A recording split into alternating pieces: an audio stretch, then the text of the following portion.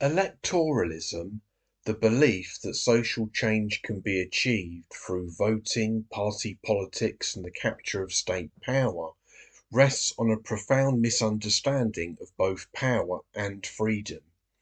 Participation in capitalist elections is not a neutral or pragmatic tactic, but a ritual of consent that reproduces the very systems of domination it claims to reform. Voting does not subvert power, it sanctifies it. The state is not an empty tool that can be wielded for emancipatory ends, but a historical and material structure designed to manage, discipline, and pacify populations in the interests of capital and order. Its bureaucracies, laws, borders, and armed institutions exist to preserve hierarchy, not abolish it. Elections merely determine who administers this machinery, not whether it will continue to function. To vote is to accept the legitimacy of this structure, to agree that freedom can be mediated through representatives, laws, and institutions that stand above and against everyday life. Even the most progressive candidates, once inside the state, are constrained by its logic. Property must be protected, markets stabilised, social unrest contained. The form determines the content. Electoral politics excels at one thing above all: deferral.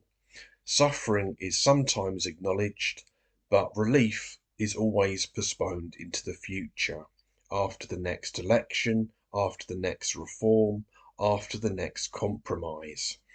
Anger is redirected into campaigns, canvassing, and symbolic gestures that drain it of its disruptive potential. The ballot box becomes a pressure valve for social tensions that might otherwise erupt into uncontrollable resistance.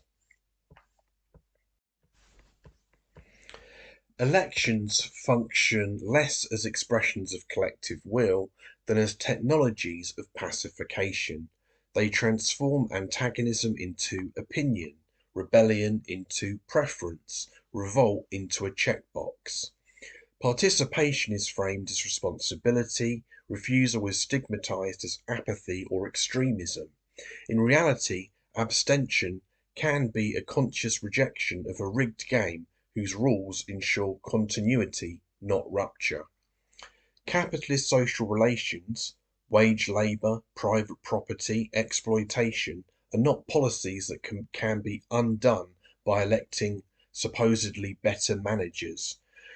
They are enforced daily through law, police, debt, for example, and the necessity to survive.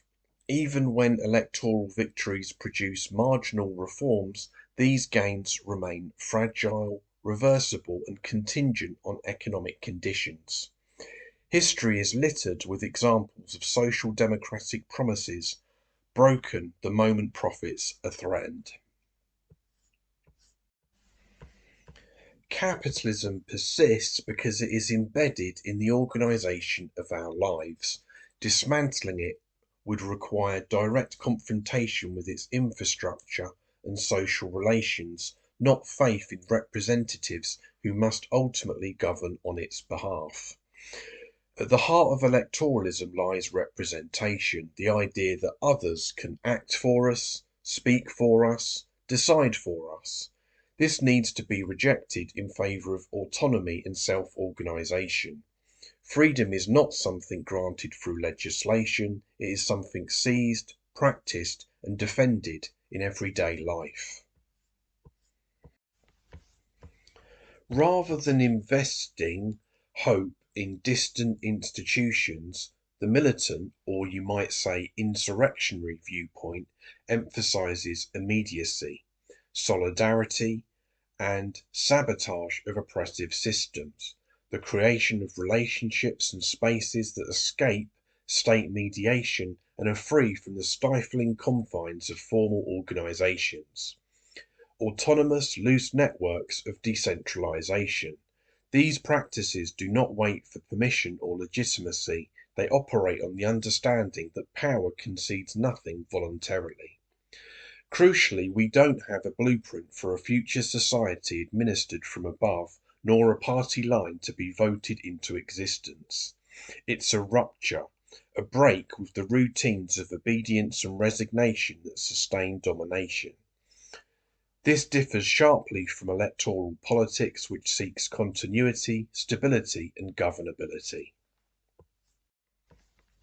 Where elections promise change without disruption, any real transformation would be necessarily destabilizing. Where voting asks us to be patient, revolt asks us to be present. Where the state demands trust, revolt cultivates refusal. To reject electoralism is not to deny that people seek relief from suffering wherever they can.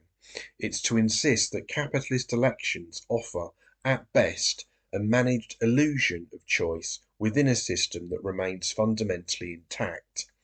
The fact is, though, that liberation will not be found in polling stations or parliamentary chambers, but in the refusal of domination and practicing direct action and genuine solidarity, as well as the creation of forms of life that make the state and capital increasingly irrelevant.